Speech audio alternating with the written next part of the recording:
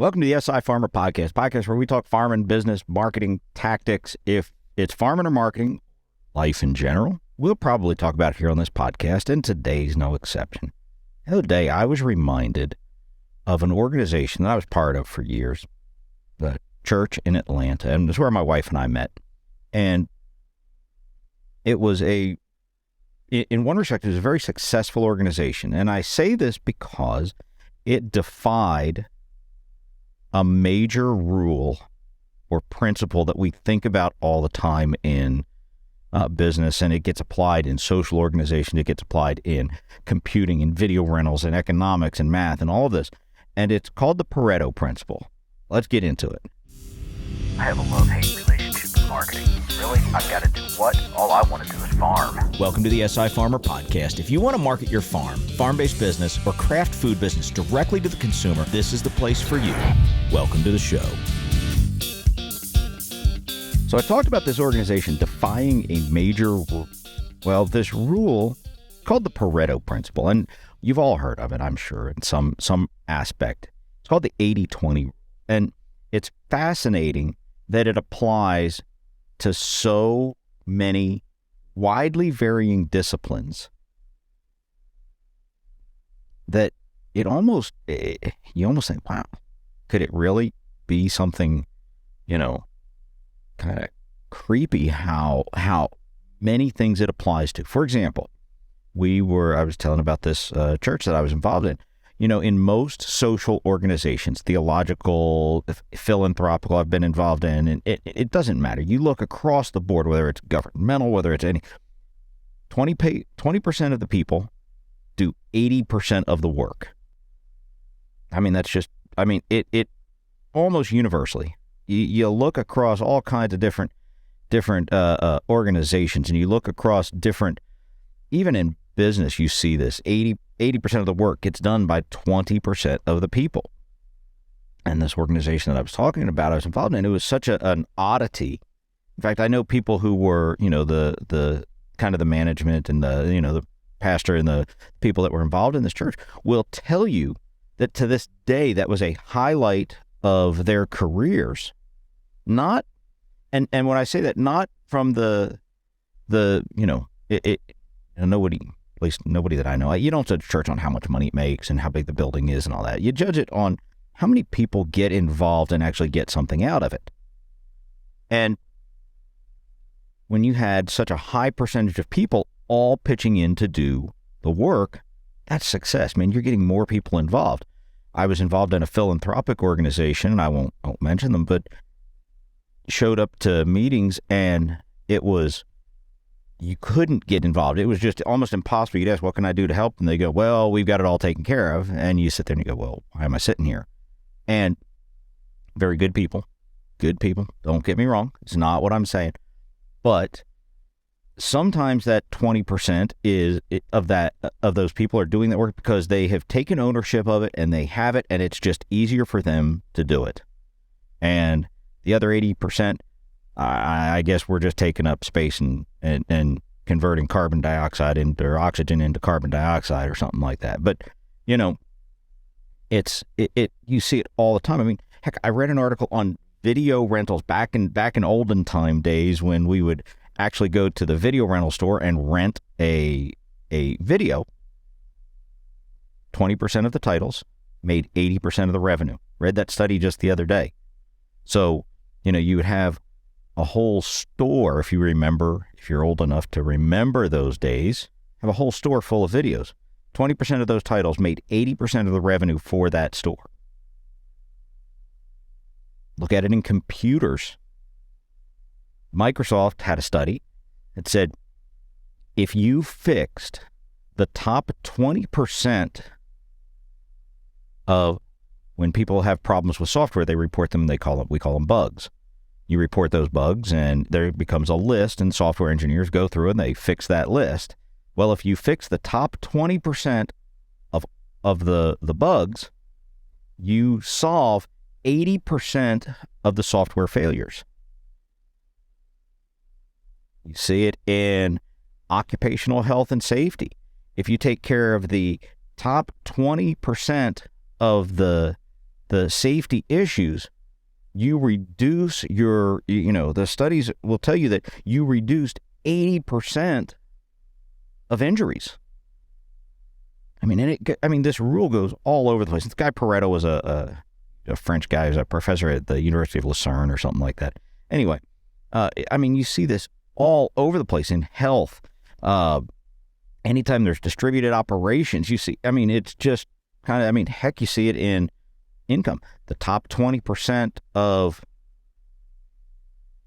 the wealthiest people in the United States make 82% of the revenue, or 82% of the income. You see this all over the place. And I've heard, I sit down with a bunch of guys and, at dinner every day, most days, I probably eat dinner with these guys 2-3 times a week. And there is a growing consensus among guys I have lunch with that, that our country is going, is falling apart. Nobody's willing to work. And I don't know that that's true. I see a lot of young people, and I do see some of these issues that we're all talking about, the entitlement and all of that. I see it. But I choose to be optimistic that 20%, that even in any generation, there was 20% of the people willing to do the work, and they did 80% of the work because they were the guys. And I choose to be optimistic, and I choose to see people as, it's just a different generation. I choose to see them in a positive light, and think that there are going to be these people in this younger generation. They're going to step up to the plate and take it on. And you try, and this is where I sort of struggle with it. This will apply to your business, and you can't get discouraged. You can't get beat down by the fact that you may be, if your company, maybe there's 10 people involved in your company and you're doing 80% of the work. You can't get bogged down with that. You have to look at it as you are learning, you are growing, you are contributing. And at the end of the day, and I had to learn this lesson the hard way after almost running myself into the ground physically, mentally, emotionally, I had to learn it the hard way. Even if you're doing 80% of the work, you are doing your share and then some. And you can look yourself in the mirror and sleep good at night. You have to meet your moral, you meet your moral code. You have to treat people right. You have to do these things that meet your moral code. But once you do that, do your part and then some.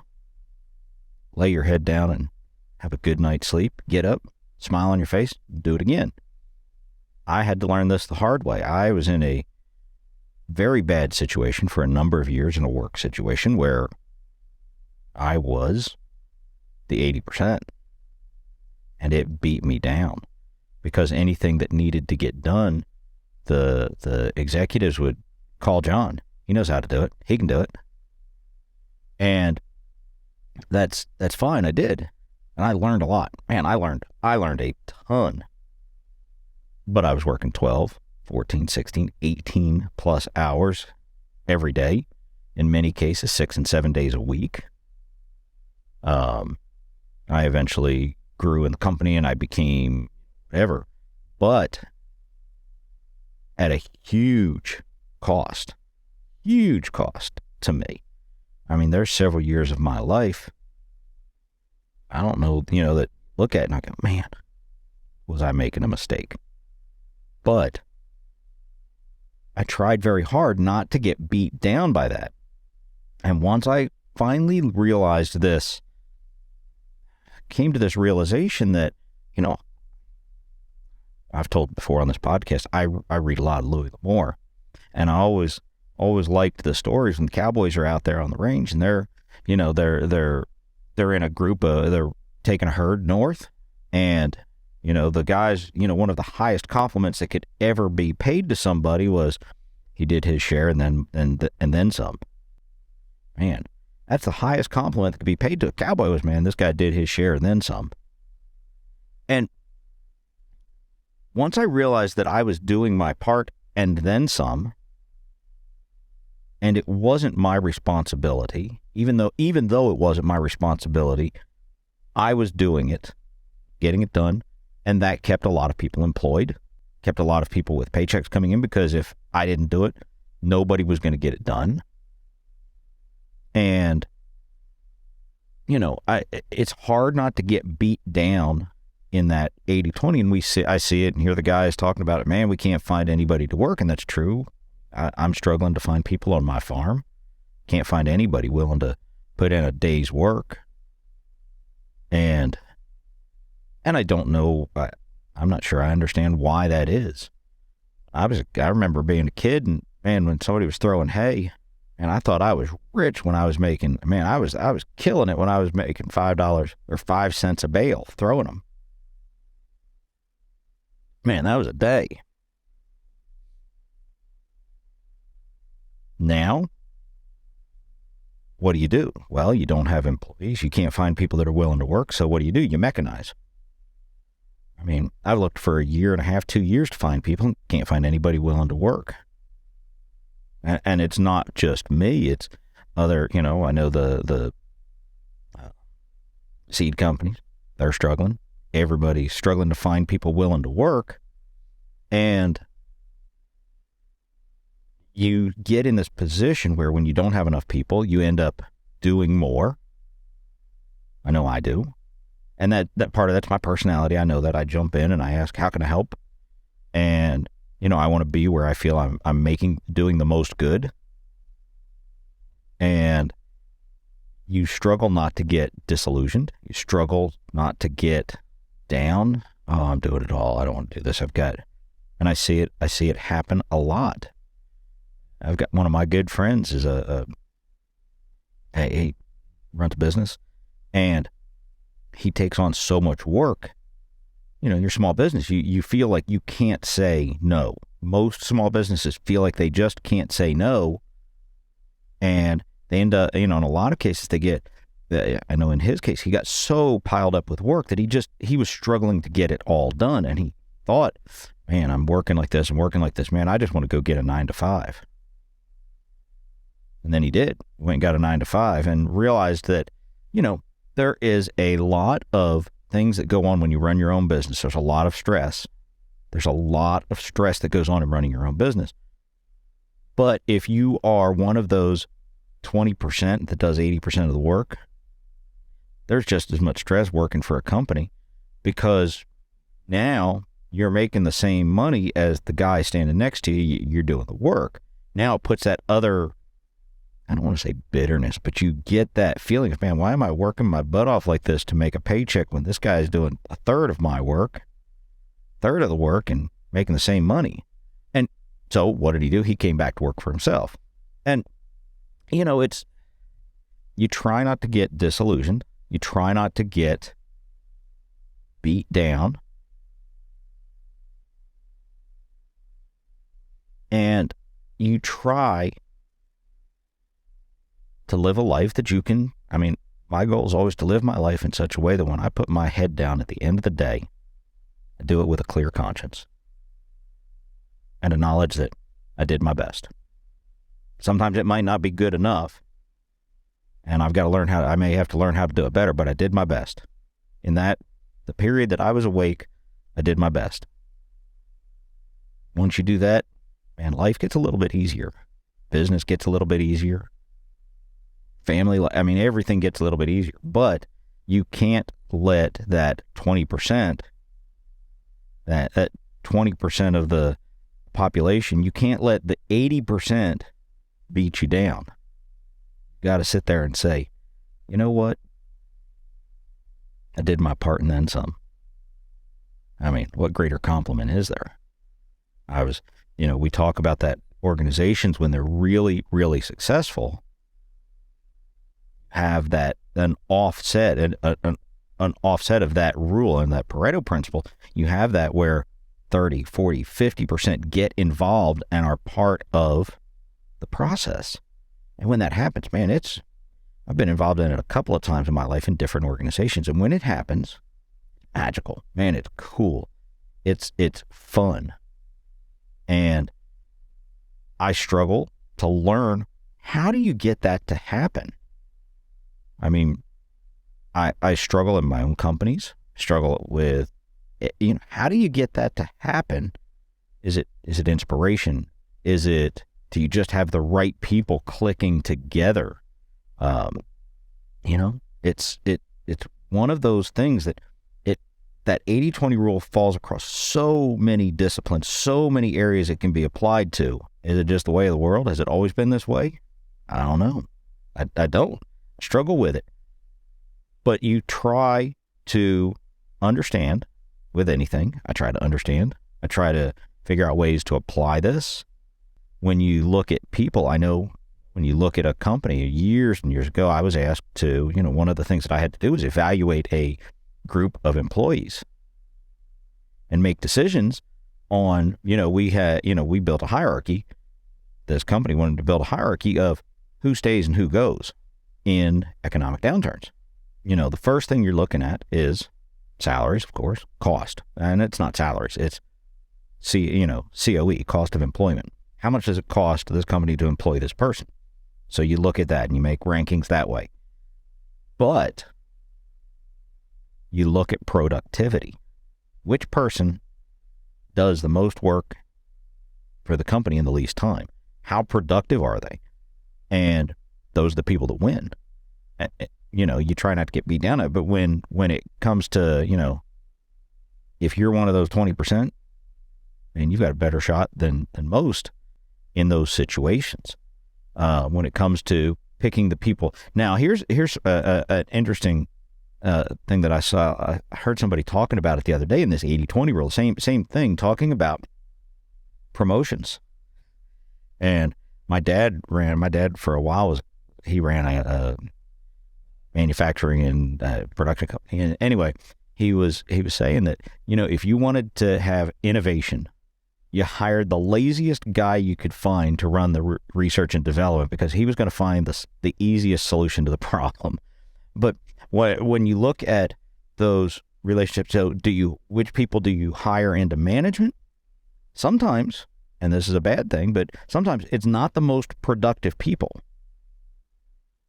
Because if you take that person out of production, man, they're not doing work. And this was something that I had to learn, again, early in my career.